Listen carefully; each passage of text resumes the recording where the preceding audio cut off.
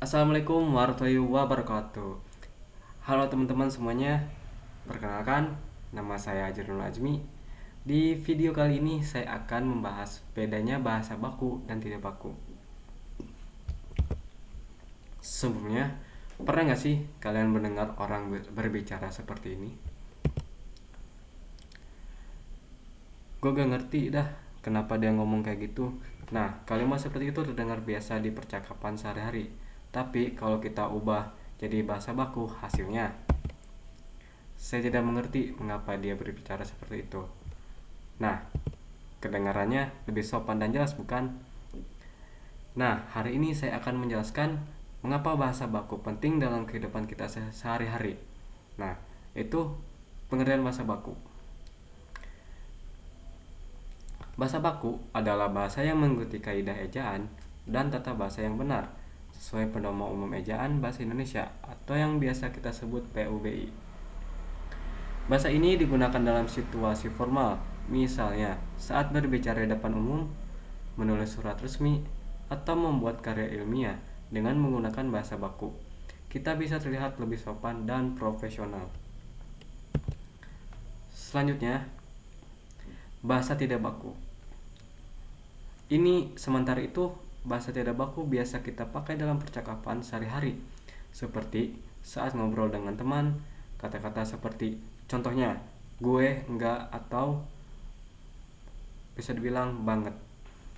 Termasuk bentuk tidak baku. Bahasa ini tidak salah, asal digunakan pada waktu tempat yang tepat. Misalnya, saat suasana santai, bukan dalam konteks resmi. Selanjutnya itu perbandingan bahasa baku dan tidak baku. Di sini ada 5 perbandingan bahasa tidak baku sama baku. Nah, mari kita lihat beberapa contoh perbandingan antara bahasa tidak baku dan baku. Misalnya kata enggak menjadi tidak, kata gua menjadi saya, dan banget menjadi sekali. Nah, perbedaannya memang kecil, tapi berpengaruh terhadap kesan yang kita berikan. Menggunakan bahasa baku membuat kita terdengar lebih sopan dan menghargai lawan berbicara. Selanjutnya itu pentingnya bahasa baku. Ada beberapa alasan kenapa bahasa baku itu penting. Pertama, bahasa baku menunjukkan sopan, santun, dan rasa hormat kepada orang lain. Yang kedua, bahasa baku mencegah kesalahpahaman karena maknanya lebih jelas. Yang ketiga, penggunaan bahasa baku mencerminkan kecerdasan seseorang dalam berkomunikasi. Dan yang terakhir, bahasa akan membantu kita menjadi identitas dan persatuan bangsa Indonesia. Selanjutnya yaitu situasi penggunaan bahasa baku. Bahasa baku digunakan terutama di situasi formal. Misalnya, saat kita berbicara dengan guru atau dosen, menulis surat lamaran kerja, atau menyusun laporan. Bayangkan, kalau kamu melamar pekerjaan dengan bahasa gaul seperti gue pengen kerja di sini nih, tentu akan terdengar tidak sopan dan tidak profesional, bukan? Cara membiasakan diri menggunakan bahasa baku. Ada beberapa cara sederhana. Yang pertama, sering membaca buku atau artikel resmi supaya terbiasa dengan struktur bahasa yang benar. Yang kedua, biasakan menulis dengan ejaan yang tepat. Yang ketiga, gunakan bahasa baku setiap kali berada di situasi formal. Dan yang terakhir, jangan malu untuk mengoreksi diri sendiri jika salah dalam berbahasa. Selanjutnya itu adalah tantangan di era digital. Menarik.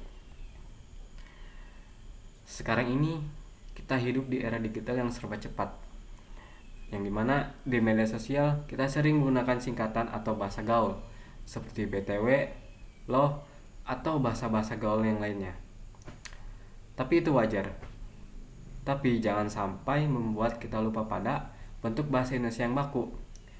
Kita tetap perlu menjaga keaslian dan keluhuran bahasa kita di tengah perkembangan zaman ini. Jadi, gunakan bahasa baku untuk menjaga keaslian dan keluhuran bahasa kita. di tengah perkembangan ini ya.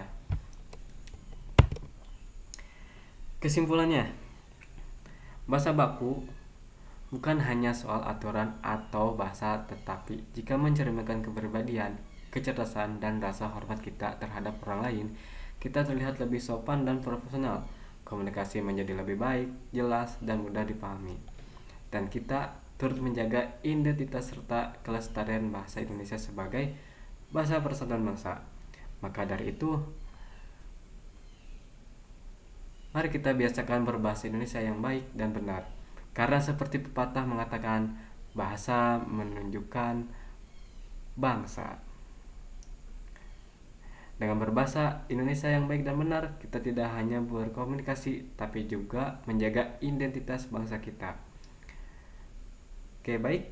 Terima kasih sudah menyimak video ini. Semoga kita semua semakin bangga menggunakan bahasa Indonesia yang baik dan benar. Itu dari video dari saya.